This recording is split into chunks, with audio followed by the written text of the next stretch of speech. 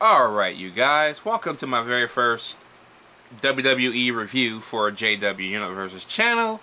And today we're going to start off with the Beast in the East, the pay-per-view event that was, I don't know if it was an exclusive to the WWE network.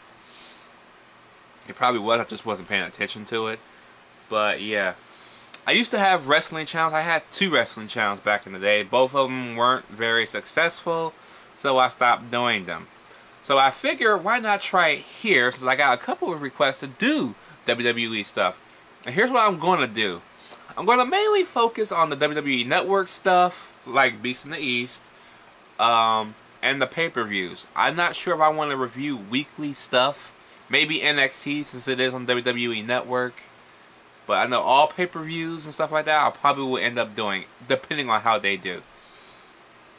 So yeah, I heard about Beast in the East from watching Tough Enough, actually, a show that I'm going to be reviewing once it ends. Yeah, so I decided to give it a look at, see how that is. I never really got into wrestling in other countries, but I decided to give it a shot. I mean, TNA did it with Bound for Glory, so why not do it with WWE? And it wasn't a disappointment. It wasn't. This was actually a decent show, and I actually kind of enjoyed it. So the first match right off the bat, you have Chris Jericho versus Neville. This is how you open a fucking pay-per-view. If this was an actual pay-per-view, this is what you'll pay money for, okay? Because this was incredible stuff, man. Neville and Jericho works well off one another. I could not believe how good they were doing in this match, man. Even the fans appreciated this match. And by the way, the Japanese, you guys are fucking awesome, okay? You guys are like Pennsylvania awesome, okay? When a wrestling event is either at Pennsylvania or overseas in Japan or even in London, those are the 3 best places to be for your product, because those people are legit wrestling fans, okay? So they'll love it, okay? Because they don't get it all the time, so they'll love that shit. Anyways, I love this match. Chris Jericho and Neville, man, that would be a nice little tag team to actually try and beat one of these days. I hope they combine them together, because they really can work well as a tag team. Jericho wins this match, of course, because you know he using those veteran moves and shit.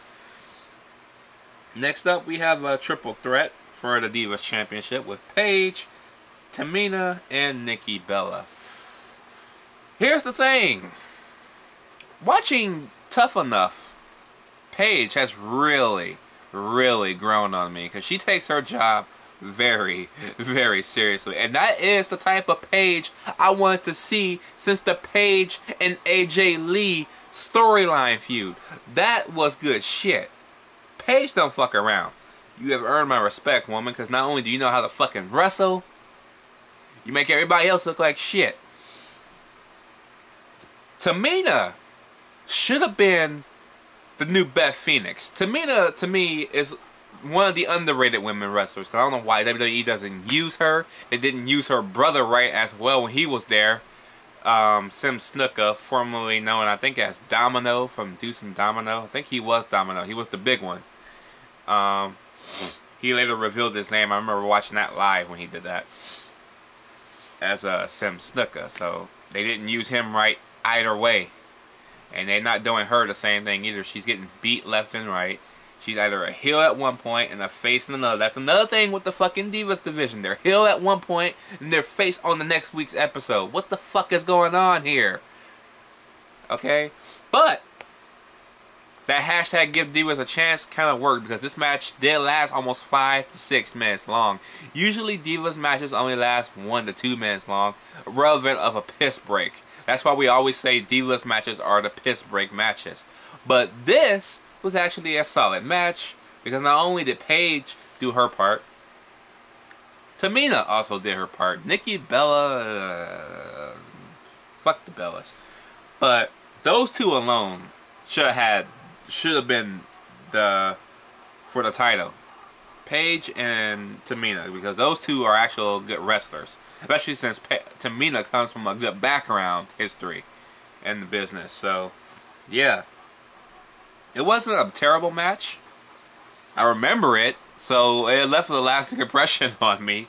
So yeah, but Nikki Bella wins anyways, unfortunately. Fucking Paige, man. Next up, Kofi Kingston versus Brock Lesnar. Oh my god, if this was in the States, this will probably be considered one of the stupidest matches you can ever have. Why? Because it's Brock Lesnar versus Kofi Kingston. I'm sitting there like, okay, Kofi Kingston's coming out. Who the fuck is he gonna fight? Brock Lesnar's music hit, and once that music hit, I'm like, oh, okay, it's over. He's gonna get his ass whipped now. That is no challenge. That is not a fucking challenge. You had Brock Lesnar fly all the way to Japan to face Kofi Kingston? Did you not know who was gonna win that? Seriously? Wow. Easily, I can already tell you Lesnar wins this match. If you could not know that already, something's not right.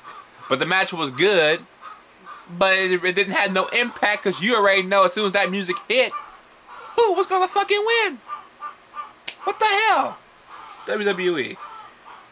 But the Japanese crowd loved it because they barely get shit like that. So, yeah. Next up, you got Finn Balor versus Kevin Owens. My very first time watching the NXT match since NXT was a piece of shit,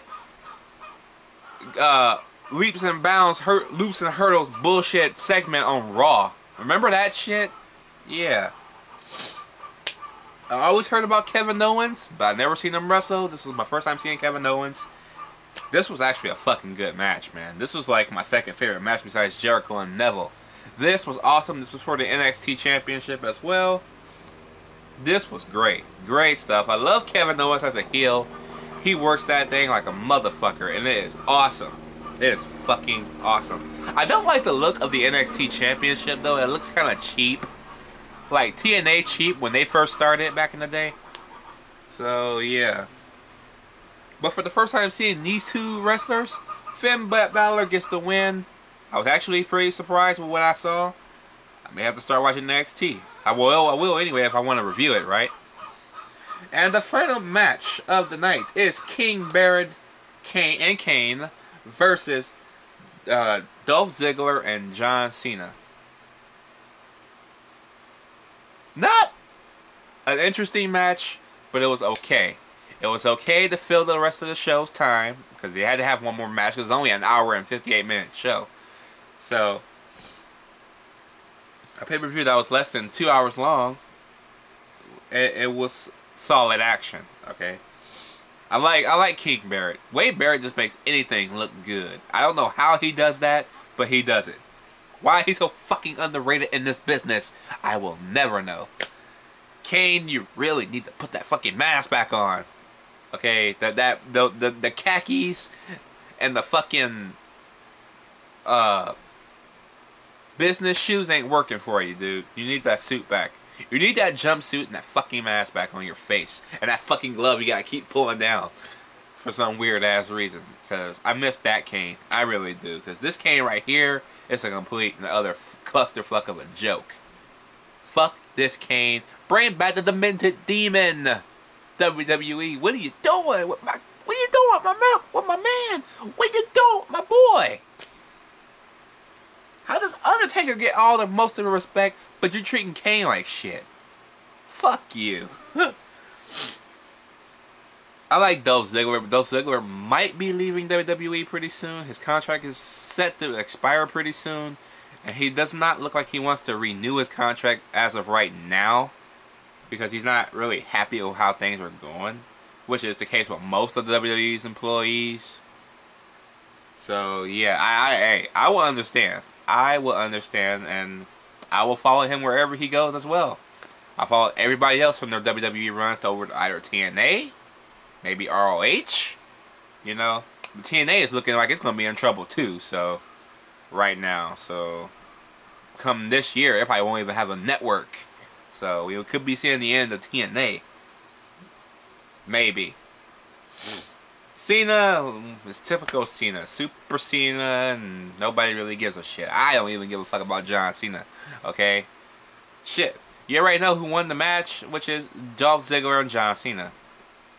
Which I'm okay with, because Dolph Ziggler was also the one that won. You know? But you know, you gotta have John Cena and Super Cena and shit.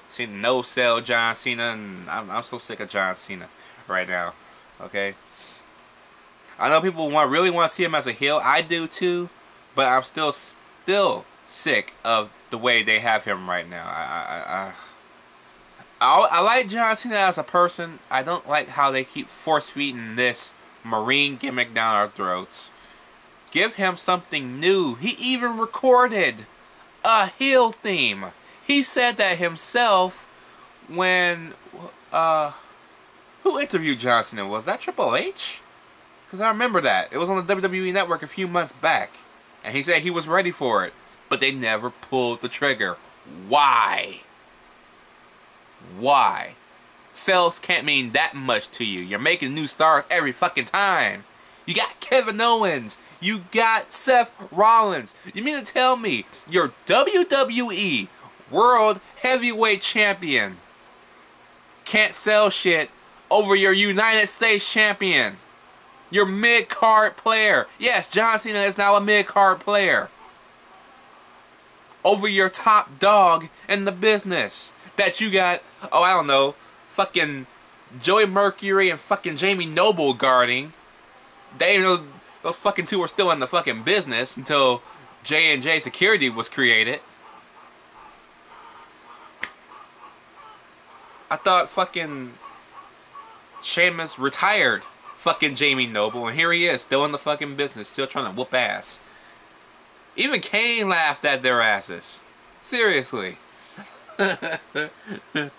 But seriously though, this pay-per-view was good. I actually enjoyed Beast in the East. I will give this pay-per-view a B+.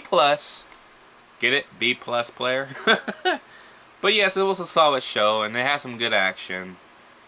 I just kind of wish you would treat your talent with a little bit more respect, WWE. That's all I'm saying.